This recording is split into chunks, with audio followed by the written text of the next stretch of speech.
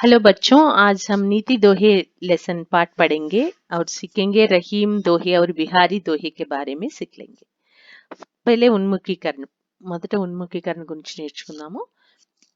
फल वाले जो तर होते हैं धरती तक नव जाते, बिन फल वाले वृक्ष व्यर्थ ही अपनी अकड़ दिखाते।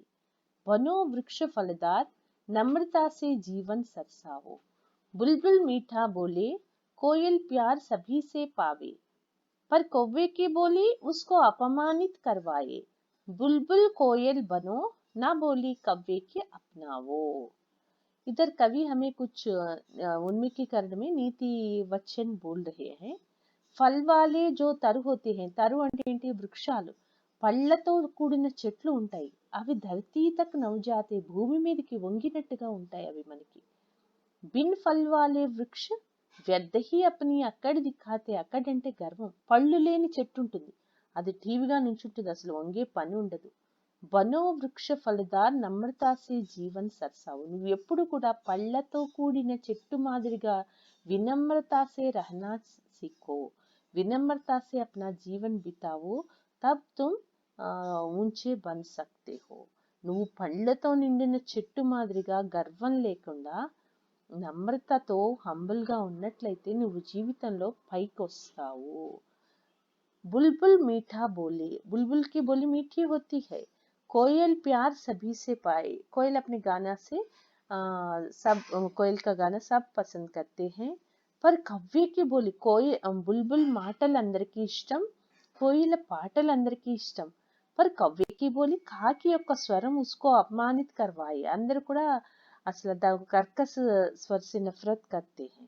बुलबुल कोयल बनो, तुम बुलबुल जैसे बनो, कोयल जैसे बनो, मगर कव्वे जैसे मत बनो। से कठोर वचन, कठिन कठोर स्वर को नहीं अपनाओ, कर्कश स्वर को नहीं अपनाओ, कवि बोले। అంటే కాకిలా ఉండద్దు, हमेशा मीठे वचन में बोलो, कोयल जैसा बोलो, बुलबुल जैसा बोलो, कव्वे की बोली को कभी अपनाओ అని కవి చెప్తున్నాడు అన్నమాట. పళ్ళ వృక్షంలా ఉండు, नम्रता से रहो और मीठी बोली बोलो, इस उन्मुखीकरण का अर्थ है। कवि ने बिना फल वाले वृक्षों के विषय में क्या कहा है? कवि ने बिना फल वाले वृक्षों के विषय में कहा है कि बिना फल वाले वृक्ष विनम्र नहीं होकर दर्प और गर्व दिखाते हैं। बिना फल वाले वृक्ष नम्र स्वभाव से नहीं होते, गर्व और अकाड़ दिखाते खड़े होते हैं। फलदार वृक्ष की विशेषता बताइए। फलदार वृक्ष की विशेषता है कि नम्र से अपना जीवन सरसाता है। बुलबुल और कव्वे में अंतर स्पष्ट कीजिए। बुलबुल मधुर गाती है और कर्कश ध्वनि में कौवा काव काव करता है। बुलबुल की ध्वनि सुनने से मन आनंदमय होती है और जबकि कौवे की ध्वनि कर्ण कठोरमय होती है। यही इन दोनों में अंतर है। ఈ రెండిటికి డిఫరెన్స్ అదే, तुम हमेशा मीठे स्वर में बोलो। छात्रों के काव्य रचना में दोहों से परिचित कराना, విద్యార్థులకి దోహాల గురించి తెలియచేయటం, సృజన్ కన్నీకి ప్రేరణ దేనా, వాళ్ళు కూడా ఏదైనా ఊహలు ఉన్నట్లయితే దోహాలు రచించడానికి इंस्पिरेशन ఇవ్వటం, और उनमें ఎంకరేజ్ చేయటం, और उनमें नैतिक मूल्यों का विकास करना इस पाठ का मुख्य उद्देश्य है। పిల్లలకు కూడా మోరల్ వాల్యూస్ నేర్పటం వల్ల వాళ్ళ జీవితంలో ఎంతో మంచిగా ఎదగగలుగుతారు, మంచి విద్యార్థులు అవుతారని దీని ఉద్దేశం। పద్య రచన में दोहा एक विशेष पद्धति है, అంటే పోయమ్స్ రాయటంలో పోయమ్స్ दोहा ఒక పద్ధతి। दोहे बहुत प्रभावशाली होते हैं, दोहे 2 लाइन्स में होने पर भी बहुत प्रभावशाली होते हैं। लेसन पढ़ेंगे रहीम के बारे में। जो निस्वार्थ भाव से किसी का उपकार करता है वही साधु कहलाता है। నిస్వార్థ భావంతో ఎవరు ఇతరులకు ఉపకారం చేస్తారో అతనే సాధు, స్కంద పురాణంలో ఉందన్నమాట। ఇప్పుడు విషయ ప్రవేశ, नैतिक गुणों के विकास द्वारा ही हम अच्छे बुरे सही गलत में भेद कर सकते हैं। మనకి మనసులో నైతిక గుణాలు, మంచి క్వాలిటీస్ ఉన్నట్లయితేనే మనకి మంచి చెడ్డ, కరెక్ట్ రాంగ్ అనే వాటి డిఫరెన్స్ మనకి తెలుస్తుంది। కవి రహీం జీవన్ కాల్ 1556 1556 और 1626। ప్రసిద్ధ రచనాయే రహీం సత్సయి బర్వై నాయికాబేద్ శృంగార్ సోరటి ఈయన ప్రసిద్ధ రచనలు.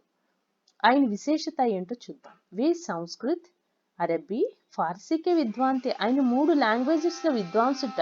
సంస్కృత్ అరబీ ఫార్సీలో విద్వాంసుడు. వే అక్బర్ కే దర్బార్ కే నవరత్నోं में एक थे. ఆయన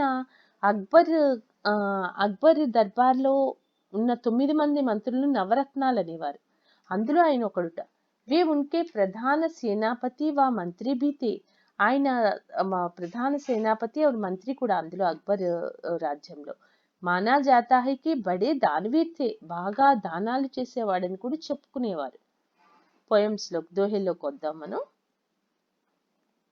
కహి రహీం సంపత్తి సగే बनत बहुत बहुरीत विपत्ति कसौटी जे कसे तेई सांचे मीत. इधर सच्चे मित्र के बारे में कवि हमें बता रहे हैं. सच्चे मित्र के बारे में कवि कहते हैं कि रहीम जी, जब कोई धनवान बनता है वह बहुत खुशी और सुखी होता है. अगर हम धनवान बने तो बहुत खुश से रहते हैं ना, खुशी होते हैं और सुखी रहते हैं. सब लोग उसका ఆదర్ करते हैं. అందరూ కూడా వచ్చి చేరిపోతారు. మన దగ్గర డబ్బు ఉన్నట్లయితే మొత్తం బంధువులు ఫ్రెండ్స్ అందరూ सब उसके मित्र और बंधु बन जाते हैं. అందరూ కూడా వాళ్ళ బంధువులు అయిపోతారు. धनवान लोगों को और मित्र भी बनते हैं. विपत्ति कसौटी जे कसे, जब वह निर्धन होता है, दुर्भाग्य से वह निर्धन हो जाता है तो वो बहुत दुखी होता है, చాలా బాధపడతాడు. ఎవరు कोई भी सहायक नहीं होता उसके लिए, कोई भी उसका परवाह नहीं करता, ఎవరు కేర్ చేయరు అతన్ని. अपने सगे संबंधी भी पराई हो जाते हैं. ब्लड దగ్గర రిలేటివ్స్ కూడా వాళ్ళు దూరం అయిపోతారు, పరాయే बन जाते हैं, పరాయి వాళ్ళ కింద ట్రీట్ చేస్తారు. इसलिए कहते हैं कि कवि, जो विपत्ति के समय हमारे साथ रहते हैं वे ही सच्चे मित्र है. ఆపద వచ్చినప్పుడు మనతో ఉన్న వాళ్ళే నిజమైన మిత్రులు. మీత్ అంటే మిత్రులు, సాంచే. కసౌటి అంటే గీటు రాయి. మనకి బంగారం అవునో కాదో తెలియటానికి గోల్డ్ స్మిత్ ఒక రాయి మీద ఇట్లా గీసి చూస్తారు, అది కసౌటి అంటాం. విపత్తికే సమయ హమే సచ్చే మిత్రకి పహచాన్ హమే మిల్తీ హై. అంటే మనకి నిజమైన స్నేహితుడు ఎవడో మనకి ఆపద వచ్చినప్పుడే మనకి తెలుస్తుంది అనమాట. ధన్వాన్ హోనే సే సబ్ లోగ్ హమారే ఆస్ పాస్ रहते हैं, सब हमें బంధు మిత్ర बनते हैं. మనకి అంతమంది బంధువులు మిత్రులు వచ్చి చేరిపోతారు, కానీ विपत्ति के समय जो हमारे साथ रहे वे ही सच्चे मित्र है. रहीमन पानी राखिए बिन पानी सब सून, पानी गए न उबरे मोती मानुष चून. మోతి అంటే ముత్యం, మనిషి, చూన్ అంటే సున్నం. ఇదర్ రహీం పానీ 3 అర్థం में प्रयोग किए हैं. 3 అర్థాల్లో పానీని ఉపయోగించారు రహీంజీ. ఎలా అంటే ఏక అర్థ ఇజ్జత్, ఒకటి గౌరవం, 2 చమక్, 3 జల్. అది 3 అర్థాల్లో ఉపయోగించాడు. ఎలాగో చూద్దాం. रहीमन पानी राखे बिन पानी सब सून, ये तीनों व्यर्थ है बिना पानी के. मोती मनुष्य चून, ये तीनों पानी के बिना व्यर्थ है. ఎలాగో చూద్దాం. इधर मनुष्य के लिए पानी का अर्थ इज्जत बताइए रहीम जी. इज्जत के बिना मनुष्य नहीं रह सकता, नहीं रह सकता. मनुष्य इज्जत के बिना नहीं रह सकता. और मोती में चमक नहीं है तो उसका मूल्य भी नहीं होती. और चून में जल नहीं है तो वो भी व्यर्थ है. అంటే మనిషికి గౌరవం లేకపోతే అతను వేస్ట్, బతికుండి. ఆదర్ नहीं है तो जीना और मरना एक ही समान होता है. అలాగే ముత్యంలో మెరుపు లేకపోయినట్లయితే అది కూడా వ్యర్థ है, మోతి भी व्यर्थ होती है. అలాగే చూన్, సున్నం, సున్నానికి నీళ్లు కలకపోయినట్లయితే అది ఎందుకు పనికిరాదు, वो व्यर्थ हो जाते हैं. इस प्रकार कवि पानी के लिए 3 अर्थ में इधर प्रयोग किए हैं. वे है इज्जत, कांति और जल. पानी के बिना मोती, चूना, मनुष्य, ये तीनों व्यर्थ है. इज्जत या आदर के बिना मनुष्य, कांति के बिना मोती और जल के बिना चूना व्यर्थ है. इसलिए तीनों की रक्षा करनी चाहिए, होनी चाहिए. అంటే మెరుపుని, గౌరవాన్ని, వాటర్ని, మూడింటిని కూడా రక్షించుకోవాలని కవి మనకి చెప్తున్నాడు. बिहारी लाल के जीवन काल 1595 और 1663. प्रसिद्ध रचना बिहारी सत्सई. इनके दोहे भी नीति परक होते हैं. इन दोहाలు కూడా నీతి పూర్వకంగా ఉంటాయి. इनके दोहों के लिए गागर में सागर भर देने वाली बात कही जाती है. ఈయన దోహాలకి ఏమంటారంటే ఒక పెద్ద కూజాలో ఈయన సముద్రాన్ని నింపుతాడంటారు. అంటే ఏంటంటే చిన్న దోహాల్లోని ఎక్కువ మీనింగ్ వచ్చేటట్టుగా ఆయన రాస్తారు. మనకి ఎంతో మీనింగ్ కనిపిస్తుంది అందులో. కనక కనకతై సౌగుని మాదకత అధికాయ్ భూయికాయే బౌరాయి జగ్ ఇహ పాయే బౌరాయి. ఇక్కడ పైన మనకి పానీ 3 అర్థం में प्रयोग किया, इधर सोना 2 అర్థం में प्रयोग किया. బంగారం సోనా 2 అర్థాల్లో మనకి ఉపయోగించారు ఇక్కడ. సోనా అంటే ఒకటి బంగారం, గోల్డ్, కంచన్, కనక్. ఇంకోటి ఏంటంటే ధతూరా. ధతూరా అంటే ఉమ్మెత్త పువ్వు. ज्यादा संपत्ति और सोना पाने से मनुष्य బౌరాయి బన్ జాతా హై. బౌరాయి అంటే పిచ్చివాడు, పాగల్ బన్ జాతా హై. ఎక్కువ బంగారం దొరికినా కూడా మనిషి పిచ్చివాడైపోతాడట. అలాగే ధతూరే కాని సే భీ మనుష్య పాగల్ బన్ జాతా హై. బౌరాయి ఈ పాయే బౌరాయి అంటే అది తినటం వల్ల ఓ కాయేతో బౌరాయి బన్ జాతా. ధతూరే కాని సే మనుష్య పాగల్ బన్ జాతా. ఆ ఉమ్మెత్తకాయ తినటం వల్ల మనిషి పిచ్చివాడవుతాడు. और ज्यादा सोना पाने से मनुष्य బౌరాయి బన్ జాతా, పాగల్ బన్ జాతా. ఎక్కువ బంగారం దొరికినా సరే మనిషి పిచ్చివాడైపోతాడనమాట. అది చెప్తున్నాడు కవి. सोना यानी धन दौलत के पाने से मनुष्य पागल हो जाता है, लेकिन धतूरे खाने से भी मनुष्य पागल बन जाता है. हमें धन का लालच नहीं होना चाहिए, कभी भी धन का लालच नहीं होना चाहिए. नर की अरुणल नीर की गति ఏకై కర్జోయి, జేతో నీచే హవే చలే తేతో ఊంచే హోయి. ఇక్కడ మనకి కవి ఏం చెప్తున్నాడంటే మనుష్య और नल के पानी की गति एक जैसी है. రెండు మనిషి నల్ల నీరు యొక్క వేగము ఒక్కలానే ఉంటుంట.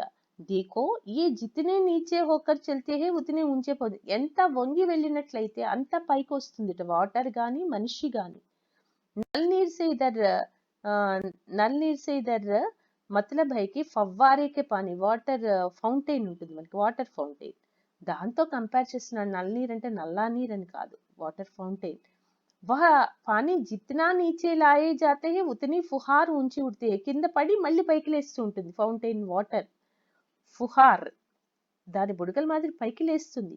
యహీ హాలత్ వినమ్ర మానవకి హే. ఇదే పరిస్థితి వినమ్రుడైన హంబుల్ గా ఉన్న మనిషి యొక్క పరిస్థితి కూడా అంతే. వినమ్ర మానవకో ఉన్నతి కే సోపాన్ పర్ బిఠాతీ హై. మనకి వినయంగా ఉన్నట్లయితే అది మనని సక్సెస్ తెస్తుంది. ఉన్నతికే సోపాన్ పర్ బిఠాతే హై. చాలా హై స్టేజ్కి వెళ్ళి మనం సక్సెస్ సాధించగలుగుతాము. విన్నారు కదా స్టూడెంట్స్, ఈ నీతి దోహే హమే సబ్ కుచ్ బతాతే హై.